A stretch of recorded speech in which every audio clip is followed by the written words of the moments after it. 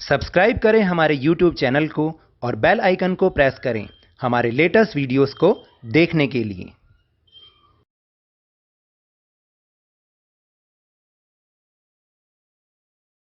Hello and welcome to Lavneesh sir की क्लास। आज की ये शिक्षा निदेशालय राष्ट्रीय राजधानी क्षेत्र दिल्ली की वर्कशीट नंबर 36 जो कि कक्षा छठी के विद्यार्थियों के लिए है।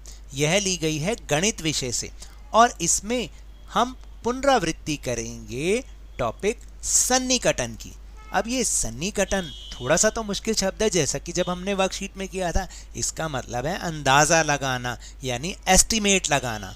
तो ये तो शब्द आसान है ना। तो चलिए आज हम संख्याओं का अंदाज़ा लगाएंगे, एस्टिमेट लगाएंगे और उसको दोहराएंगे। तो बिना समय गवाए शुरुआत करते हैं मेरे साथ और समझने की कोशिश करते हैं।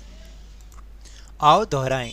निकटतम मान द्वारा सन्निकटन किसी भी संख्या के निकट के किसी मान के रूप में अभिव्यक्त करने को सन्निकटन कहते हैं, यानी कि एस्टिमेट लगाना। इंग्लिश में बोलते हैं एस्टिमेट लगाना या अंदाज़ा लगाना।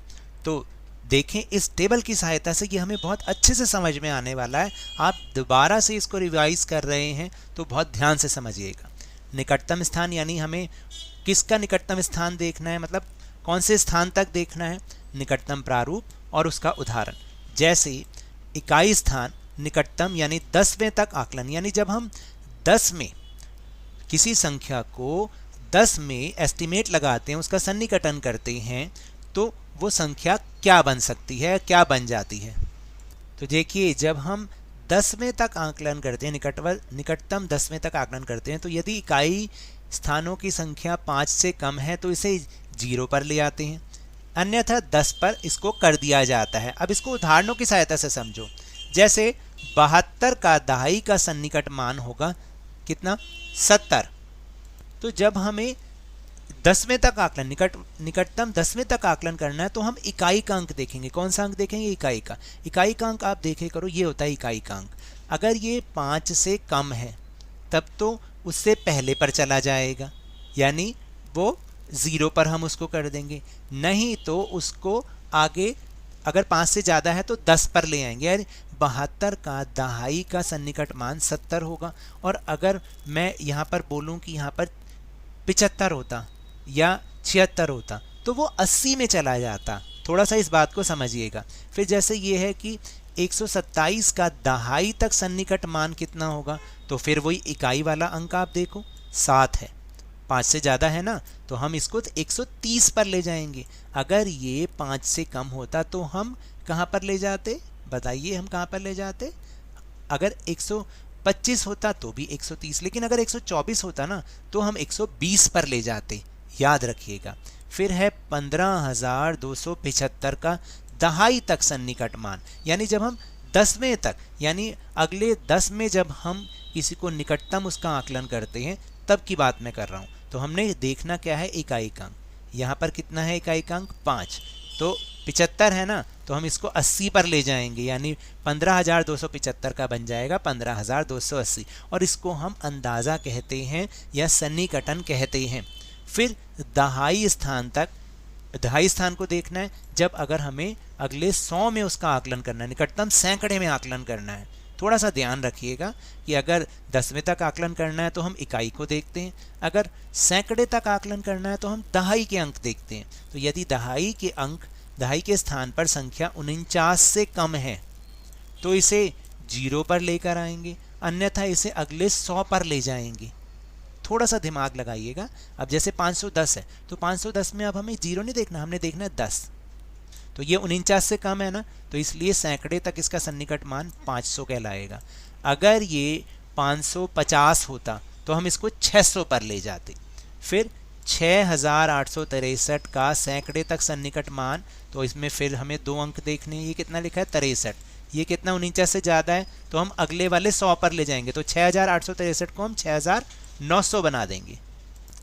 फिर है 53,650 का सैकड़े तक सन्निकट मान। अब जब हम सैकड़ा देख रहे हैं तो हमें 2 अंक देखने हैं सीधे हाथ की तरफ से, तो ये है 50। जो कि 49 से ज़्यादा है। हमने बोला था 49 से ज़्यादा होना चाहिए तो अगले वाले 100 में। तो अगर 53,650 है तो हम इसको 53,700 करते हैं। अगर ये 53,649 होता तो हम इसको कहाँ ले जाते बताइए? तब हम इसको कहते 53,600। ठीक है, समझ में आ गई? अब हम सैकड़े स्थान अब हम देखेंगे हजारवे तक आकलन। जब हम निकटतम हजारवे तक आकलन करते हैं तो हमें सैकड़ा यानी सीधे हाथ से 3 अंक देखने हैं। जब 10वें तक आकलन किया तो इकाई का अंक देखा, जब सैकड़े तक आकलन किया तो 2 अंक देखे यानी दहाई तक हमने देखे। और अब हम 1000 तक आकलन कर रहे हैं, निकटतम आकलन कर रहे हैं, तो हम सैकड़े स्थान तक संख्याओं को देखेंगे। यदि सैकड़ों के स्थान पर संख्या 499 से कम है तो इसे 0 पर ले जाएंगे, और अगर 499 से ज़्यादा है यानी 500 और उससे ज़्यादा तो हम उसको अगले 1000 पर ले जाएंगे। जैसे यहाँ पे संख्या कितनी है पढ़ के दिखाओ, 1237। अब इसका हजारवे में आकलन करना है तो हमें 3 अंक देखने हैं, पीछे से 3 अंक, ये वाले अंक। ये कितना है? 237। और हमने कंडीशन क्या बताई थी? 499 से कम है तो पहले वाले पर ले आएंगे, 499 से ज़्यादा है तो अगले वाले पर ले जाएंगे, हजारवे पर।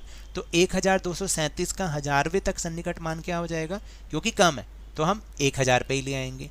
अगर यहाँ पर 1250 होता तो तब आप इसको क्या करते? तब भी यही होता। अगर यहाँ पर 1500 होता तो हम इसको ले जाते 2000 पर। याद रहेगा? इस तरह से हमें 1000 तक का सन्निकट मान निकालना है, या निकटतम हजारवे तक इस तरह से हम आकलन करते हैं। फिर है 26,721। अब हमने पीछे के 3 अंक देखने हैं, 721, 499 से ज़्यादा है तो अगले पे ले जाओ, तो ये बन जाएगा 27,000। फिर है, अब इसको पढ़ के देखो, ये तो बहुत बड़ी संख्या है। कैसे पढ़ते हैं? इकाई, दहाई, सैकड़ा, हजार, 10,000, लाख, 10 लाख, तो बन गया 63,24,513। अब 63,24,513 यानी 499 से तो ज़्यादा ही है ना, तो 24,000 का क्या बन जाएगा? 25,000। तो ये बन जाएगा 63,000, नहीं सॉरी 25,000 नहीं बनेगा, देखिए ये बनेगा 63,24,513 था। तो अब ये क्या बनना चाहिए? यहाँ पर गलत दे रखा है, ये बनना चाहिए 63 लाख और 25,000।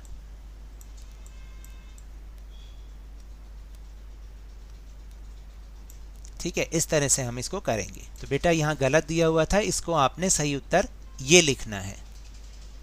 जैसा कि आपको यहाँ पर भी दिखा रखा है कि संख्या 3,754 का निकटतम मान 4,000 है। कैसे है? क्योंकि हमने जब 1000 में निकटतम हम देखते हैं तो हमें 3 अंक देखने होते हैं, और ये हैं 754 यानी कि 499 से ज़्यादा।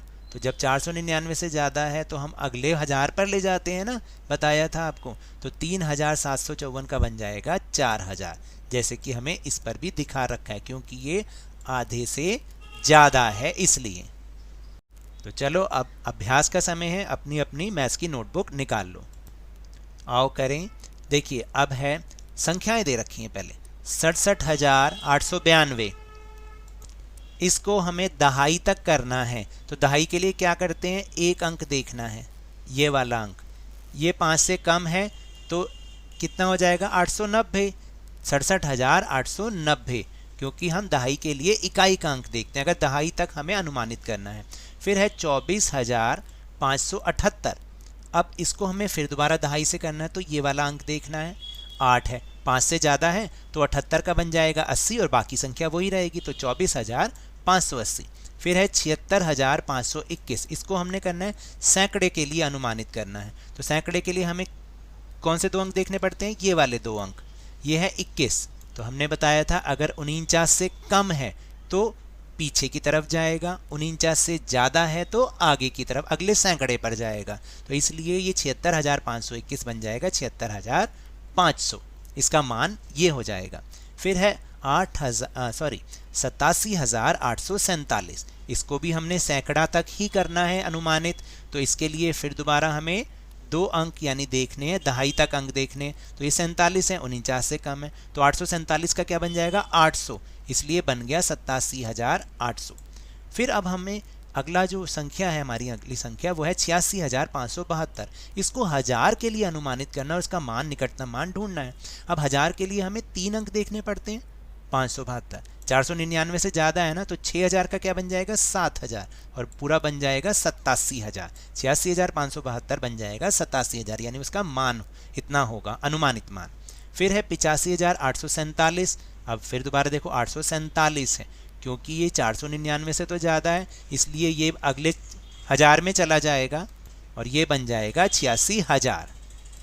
तो ये तो थी आज की वर्कशीट। अगर मेरे इस तरह समझाने से आपको थोड़ा सा भी समझ में आया हो तो इस चैनल को ज़्यादा से ज़्यादा सब्सक्राइब कीजिए, लाइक कीजिए और बहुत ज़्यादा शेयर भी कीजिए। और हाँ, मेरे साथ इसी तरह आसानी से वर्कशीट को समझते रहिए, लेकिन ध्यान और मन लगाकर पूरी मेहनत और लगन के साथ ऑनलाइन ही सही पढ़ते जरूर रहिए। और अगर आपको कोरोना वायरस को हराना है तो मास्क अवश्य पहन कर रखिए और जब भी संभव हो, जब भी उपलब्ध हो, इसका टीकाकरण अवश्य कराएं, क्योंकि कोरोना को हराना है और ज़िंदगी को एक बार फिर से सुहाना बनाना है। इसी उम्मीद के साथ बहुत बहुत धन्यवाद।